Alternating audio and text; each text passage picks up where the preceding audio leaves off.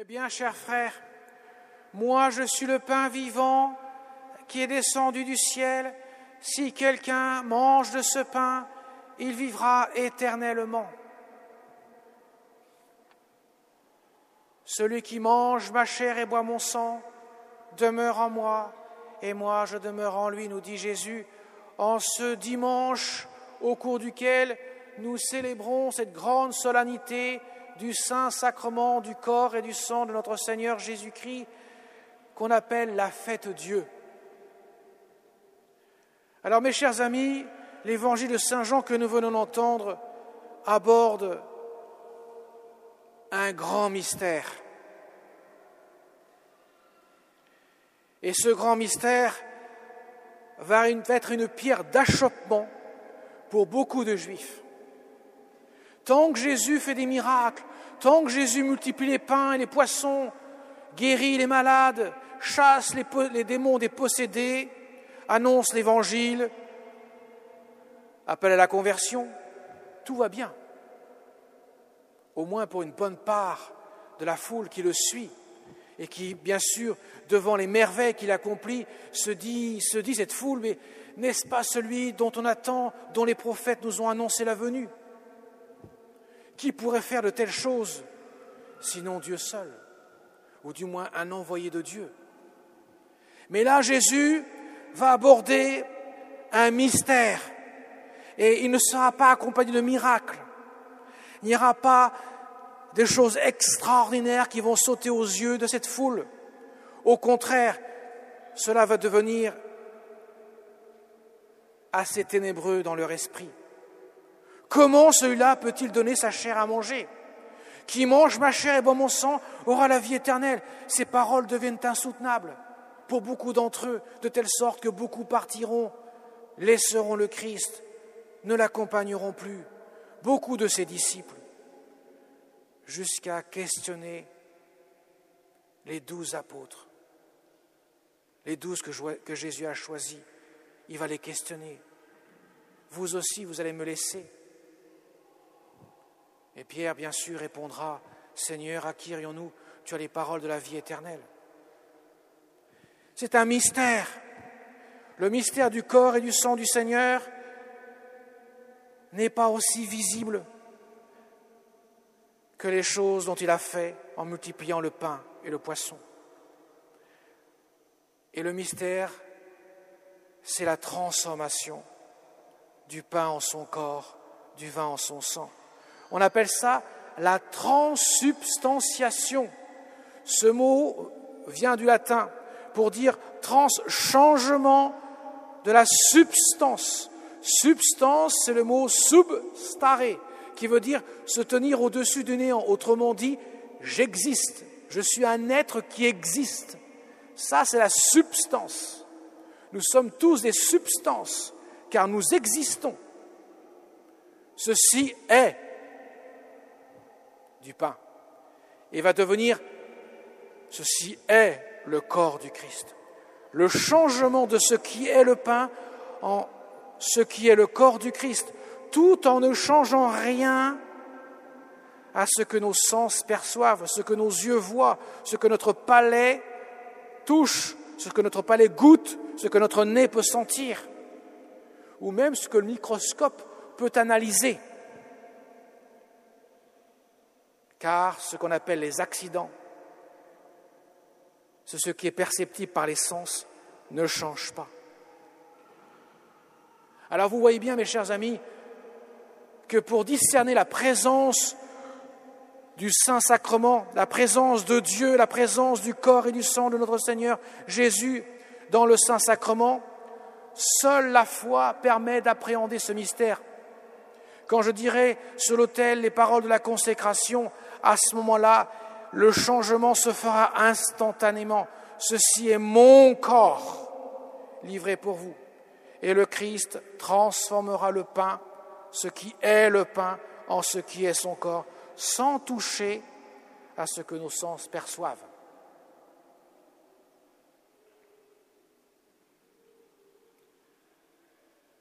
Sachez, mes chers amis, que nous pouvons avoir une expérience un peu similaire, mais à l'envers.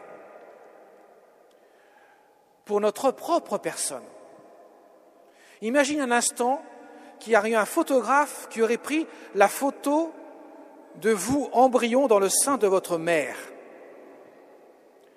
Vous seriez de gros de 3 à 4 cm. Et qu'on prenne une photo quand vous avez 10 ans.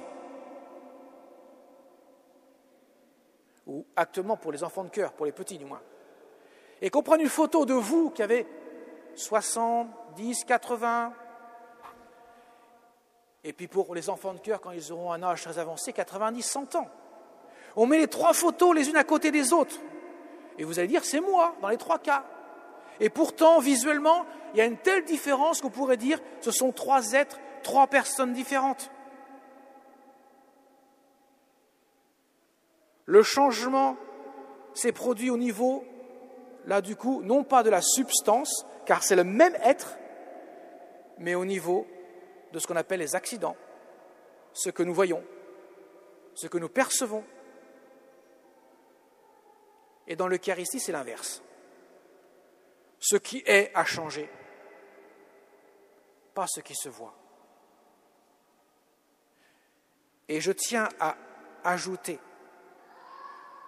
car c'est la doctrine de l'Église, bien sûr, si c'est l'être du corps du Seigneur, son corps, son sang, son âme et sa divinité, si c'est réellement le Seigneur présent substantiellement dans l'Eucharistie, il va de soi que sa présence n'est pas moindre que lorsqu'il était présent physiquement dans son corps, dans sa chair, devant les apôtres. Et que cette présence n'est pas moindre que celle que nous pouvons pour observer dans la lumière divine lorsque nous serons auprès de Dieu dans le mystère du paradis, du ciel. Ce qui veut dire que lorsque le Seigneur est dans le Saint-Sacrement, lorsqu'il est présent devant le tabernacle, dans le tabernacle devant, sur l'autel, lorsque nous nous recevons dans la Sainte Communion, il va de soi que c'est réellement lui, sa présence est aussi grande que lorsqu'il est devant les apôtres, lorsqu'il est au ciel. Mais nous ne pouvons pas le voir. Car pour aller à Dieu, seule la foi le permet. Il n'y a pas d'autre moyen pour aller à Dieu. Si vous voulez aller à Paris, vous allez prendre un moyen de transport. Vous n'allez pas prendre une fourchette. Et pour manger votre beefsteak, vous ne prendrez pas une voiture. Vous prendrez une fourchette. Mais pour aller à Dieu, c'est la foi. Il n'y a pas d'autre moyen. Et ce moyen-là, forcément, demande que nous accueillions la révélation de Dieu. Car Jésus a dit, ceci est mon corps. Si lui, Jésus, est Dieu, il ne peut donc pas se tromper. Il ne peut donc pas me tromper. Il n'a pas dit, ceci représente mon corps. Il a dit, ceci est mon corps. Le verbe être au présent. Donc c'est réellement son corps. Parce qu'il me l'a dit. Je ne crois pas de manière aveugle. Je crois parce qu'il s'est révélé. Il a parlé aux apôtres qui ont été les témoins envoyés dans le monde pour annoncer la bonne nouvelle. Et pour cela, il a montré aussi à ses apôtres sa puissance divine dans les miracles qu'il accomplit et dans les œuvres du Père. Autrement dit, ce que les Écritures, les prophéties annonçaient de lui. Voilà pourquoi le Concile Vatican I, qui sera repris par Vatican II, donnera une définition de la foi très juste, une soumission de l'intelligence et de la volonté, mes 2 facultés spirituelles que je soumets à la révélation de Dieu. Parce que Dieu, quand j'ai discerné qui il était, qui se révèle à moi, je ne peux qu'accueillir sa parole. Autrement dit, croire en Dieu, c'est un acte éminemment intelligent, parce que j'ai discerné la présence de Dieu. Quand je crois dans la présence réelle dans le Saint-Sacrement, c'est un acte éminemment intelligent, parce que je sais, j'ai entendu le prêtre dire « ceci est mon corps », je sais que le prêtre, quand il célèbre quand il célèbre la messe, à l'autel, il dit « Ceci est mon corps ».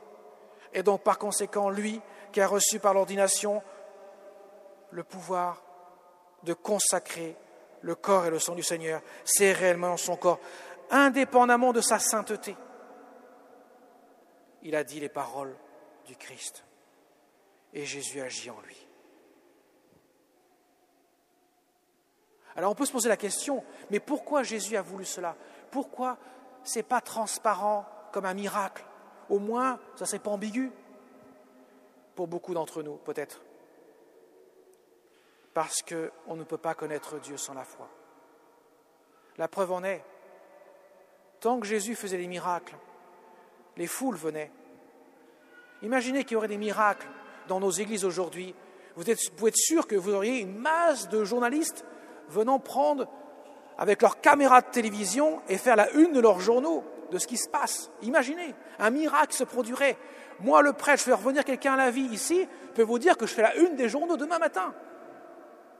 Mais est-ce que tous ceux qui verraient ça croiraient? Non, ils seraient émerveillés, mais la foi ne serait pas dans leur cœur. La preuve en est, c'est que tous ces gens, cette foule de 5000 personnes qui assistaient à la multiplication des pains, quand Jésus commence à parler de ceci, quand il dit « Je suis le pain vivant », eh bien ils s'en vont tous. Beaucoup d'entre eux s'en vont. Il leur manque la foi. Voilà pourquoi Jésus a voulu ce mystère de la foi. Pour nourrir notre foi, pour la faire grandir, pour que mon cœur puisse davantage laisser vivre le Christ en moi. Et il a trouvé ce moyen génial de venir non pas seulement devant moi, mais pouvoir entrer dans mon corps, dans mon cœur, dans mon âme, par la Sainte Communion, pour me transformer en lui, pour que l'aliment que je reçois me permette de devenir le corps du Seigneur. Et tout cela demande de méditer, de contempler. Comme la Vierge Marie, Saint Luc ne cesse de dire, quand il parle d'elle, elle ne cessait de méditer et de contempler tous ces événements qui se déroulaient sous ses yeux. Et elle méditait toutes les paroles du Christ, toutes les paroles qui sortaient de la bouche de son Fils bien-aimé, elle les retenait dans son cœur. Même si elle ne comprenait pas, elle les méditait, elle les savourait. Voilà pourquoi, mes chers amis, la Vierge Marie est notre modèle. Elle est notre mère parce que je nous l'ai donnée comme mère, mais aussi notre modèle parce que devant l'incompréhension de certains mystères, et on le voit bien à 12 ans, quand Jésus a 12 ans, elle ne comprend pas ce qui se passe quand Jésus reste à 12 ans dans le temple. Mais elle retient ces événements, elle retient ces paroles, elle les médite dans son cœur. C'est l'attitude juste devant Dieu. Dieu ne demande pas de comprendre tout, il demande d'accueillir humblement. Nous avons discerné sa présence, accueillons-le et laissons-le agir en nous. Telle est notre prière, tel et doit être le désir ardent de notre prière. Amen.